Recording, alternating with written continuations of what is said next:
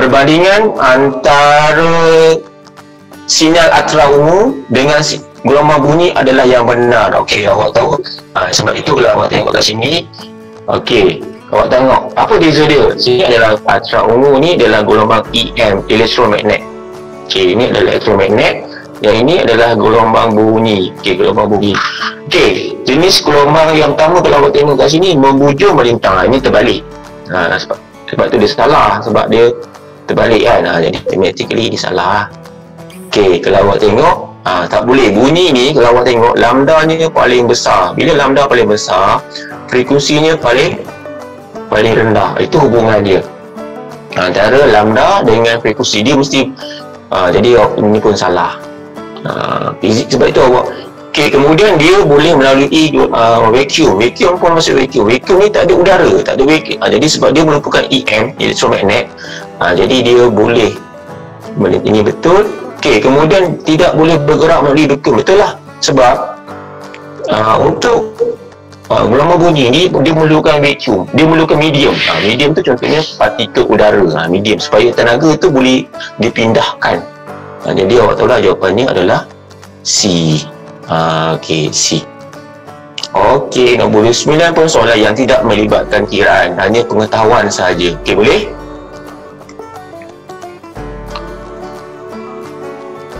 Okey, kita tengok soalan berikutnya, soalan nombor 30. Yang ini dia melibatkan kiraan.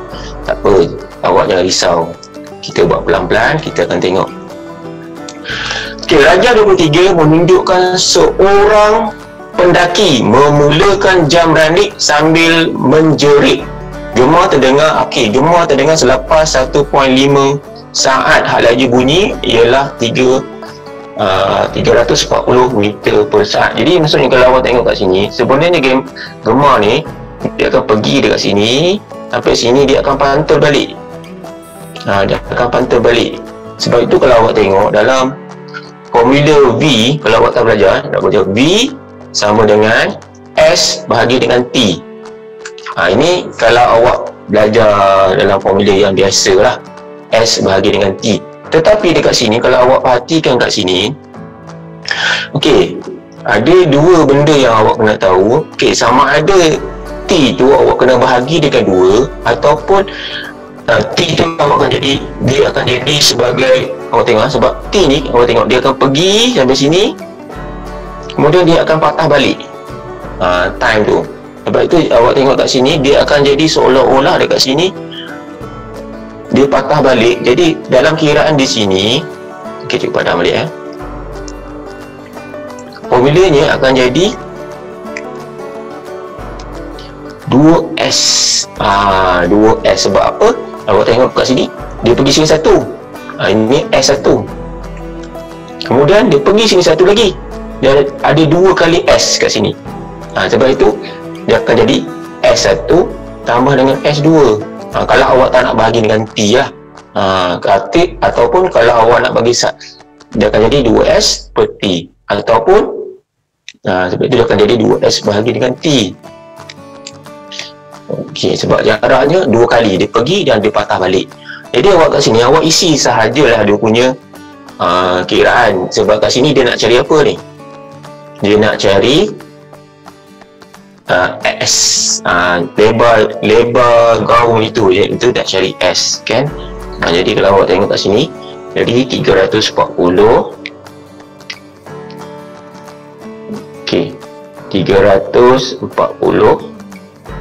Okey, 2S 2S sebab dia pergi dah patah balik, bahagi dengan 1.5. 1.5 tu adalah masa dia. Maksudnya masa dia pergi, dia pancar, lepas tu dia dengar balik dekat 1.5.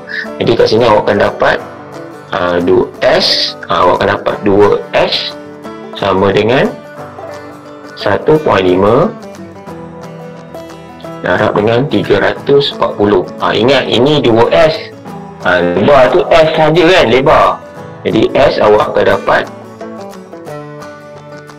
255 meter. Ada tak jawapan 255 meter? Ada. Ingat 255 meter. Okey, jelas ya? Jelas? Kalau jelas, awak tulis pada ruang chat tu jelas supaya cikgu okey, berhati-hati ya. Okey. Okey. Soalan 30 selesai. Okey, sekarang kita tengok soalan nombor 19. Soalan nombor 31. Okey, soalan 31 ini apa? Raja 24 menunjukkan sekeping cakra yang berlubang diputarkan pada paksinya. Okey, maksudnya kat sini ini tiupan angin. Jadi ini arah putaran. Jadi soalannya dia nak apa? Jadi apabila angin ditiupkan pada cakra yang berputar, bunyi dihasilkan. Jika putaran laju bertambah, gelombang bunyi yang dihasilkan akan mempunyai apa? Okey. Dalam kes ini, okey, apa maksud frekuensi? Ini basic yang awak kena tahu. Okey. Frekuensi ini ialah, maksudnya ialah bilangan ayunan lengkap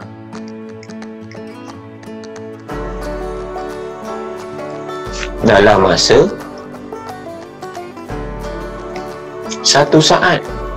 Ini maksudnya kalau 1 saat tu dia boleh buat 20 kali, maksudnya 20 Hz lah dia punya frekuensi. Jadi kat sini kalau awak tengok, laju putaran itu ditambah. Jadi automatically dia punya putaran tu bertambah. Jadi kalau awak tengok kat sini, frekuensinya mestilah jadi tinggi kan, sebab dalam 1 saat jadi tinggi. Jadi kalau awak tengok kat sini, frekuensinya lebih rendah. Salah lah kan, tahulah salah. Okey. Okey, ini sebenarnya pun salah sebab awak tengok. Okey, kemudian kelangsingan. Kelangsingan ini ataupun pitch dalam bahasa Inggeris ini, dia bergantung kepada apa? Dia bergantung kepada frekuensi. Jadi kalau frekuensi tinggi, maka kelangsingan pun semakin tinggi. Jadi sebenarnya kelangsingan itu bergantung kepada frekuensi. Okey, jelas ya? Okey, kualiti bunyi salah. Kualiti tak ada berkaitan dengan frekuensi. Sekarang ni kita cari yang berkaitan dengan frekuensi sahaja. Jadi kat sini adalah dia punya kelangsingan. Okey, nombor 32. Okey, 32 ini soalannya apa? Sebuah radar menghantar isyarat secara terus ke buah kapal terbang untuk menentukan kedudukan dan halajunya. Okey, awak tahu kan, ini kalau contohnya ini bumi. Ini bumi, kita ada satu pemancar dekat sini kan, pemancar kat sini. Pemancar ni kat sini katakan ada kapal terbang. Macam burung pula kan. Sebab kapal terbang tu. Jadi kita nak tengok, di konsep dia macam konsep eco. Dia akan pergi, bila ada kapal terbang ni, kapal terbang ini akan memantulkan balik dia punya isyarat gelombang tu. Jadi sekarang ni kita nak pakai gelombang apa yang sesuai. Okey, jadi kalau awak tengok sekarang ni ini jauh. Ini jauh. Dia bukan dekat, dia nak travel tu sangat jauh. Jadi kat sini automatically sinyal masalah. Bunyi pun salah. Okey, sinar gamma pun salah. Okey, jadi jawapannya adalah kita pakai gelombang mikro. Kerana gelombang mikro ini dia merupakan gelombang elektromagnet yang dia boleh travel jauh dan juga dia boleh frekuensinya tinggi. Sebab apa kita nak frekuensinya tinggi? Dekat sini banyak halangan. Nampak ni? Contohnya macam partikel-partikel udara. Jadi kita nak tenaga ni tinggi supaya dia boleh pergi terus. Okey, jadi kalau awak tengok kat sini, kalau gamma rays tak boleh pergi terlalu jauh sebab ini biasanya dalam di ruang udara yang jauh. Okey, boleh. Okey, 33. Okey, corak interferen yang dibentuk oleh gelombang cahaya diperhatikan setelah dua penapis hijau P, dua penapis merah Q dan dua penapis violet R. Jadi kat sini ni sebenarnya ini topik apa sebenarnya? Okey, ini sebenarnya apa sebenarnya? Ini sebenarnya kalau awak tengok ini adalah cerah, gelap, cerah, gelap, cerah, gelap, cerah. Ataupun awak belajar cerah ke cerah ini adalah X dia. Ataupun ini kalau awak buat eksperimen di biji layang. Okey, awak tengok. Jadi Q ni, jadi kalau awak tengok kat sini, ini dia punya X ni semakin bertambah. Nampak ni, cerah-cerah ni X. Nampak kat sini X. Ini X yang paling rendah, ini X yang sederhana. Dekat sini, okey, yang ini kalau awak tengok X yang paling kurang. Ini X yang paling, X yang silap, 30 silap. Okey, yang ini pedang balik. Okey, ini X yang paling tinggi, yang ini X yang sederhana. Yang tengah contoh ni sederhana ya. Ini X yang paling rendah. Jadi kalau kita tengok apa formula yang melibatkan interference ini. Okey, interference ni apa formulanya? Dia ada satu je formula je. Formulanya adalah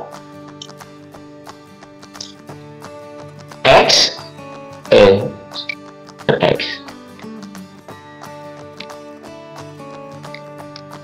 lambda sama dengan AX bahagi dengan D. AX sama bahagi dengan D. Jadi kalau awak tengok kat sini, kita nak hubungan dia kat sini. Awak tengok, kalau X ni meningkat, apa akan jadi pada lambda? Lambda apa meningkat? Sebab dia, boleh kita tahu, dia adalah dia mirror ni kejap join, kejap left, kejap join, kejap left, apa masalah dia ni? Okey, jadi kita tahu kat situ dia punya nilai X. Sebab X ni, dia punya ni semakin bertambah, ini pun semakin bertambah daripada formula ni. Jadi awak kan juga cakap lah, untuk ini awak kena belajar. Kan dalam rainbow tu, pelangi tu, dia ada 7 color.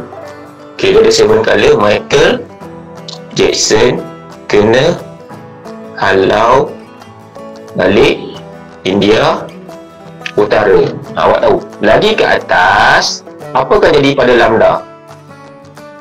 Lambda semakin bertambah. Michael Jackson kena halau balik India Utara. Betul lah, ada 7 colors. Jadi awak tengok, antara merah ni, okey, paling tinggi merah lah. Merah ni, lambda yang paling tinggi. Jadi lambda tinggi, apa akan jadi pada X dia? X akan bertambah, nampak tak? Kau tengok kat sini. Kalau lambda bertambah, X ni akan bertambah. Jadi kalau awak tengok violet tu acara ungu lah dekat sini. Jadi kat sini awak tengok violet kat sini, dia punya lambda ni yang paling rendah. Jadi kalau awak tengok kat sini, awak buat keputusan lambda sama dengan AX over D. Okey, sekarang ni untuk violet, lambda ni kat sini paling rendah. Jadi lambda kan dia punya X yang paling lambda kat sini paling rendah. Jadi bila lambda yang paling rendah, apa akan jadi pada X? Jadi X dia akan dapat nilai yang paling kecil. Sebab itu dia dapat kat sini X dia yang paling kecil. Boleh jelas tak? Sebab X dengan lambda itu dia adalah berkadar terus. Kalau X kecil, kalau lambda kecil, X pun kecil. Kalau lambda besar, X pun lambda. Itu. Tapi awak kena hafal keyword dia Michael Jackson kena halau balik India Utara. Jadi ke atas lambda dia semakin tambah. Contoh hijau. Tengok tengok hijau Tengok hijau. Ini awak kena tahu. Tengok hijau. Ini dia punya keyword dia yang ni lah. Ini awak kena hafal. Ini lambda semakin bertambah. Hijau. Cikgu, India tu warna apa? Hijau ni lambda dia tengah-tengah. Dia lambda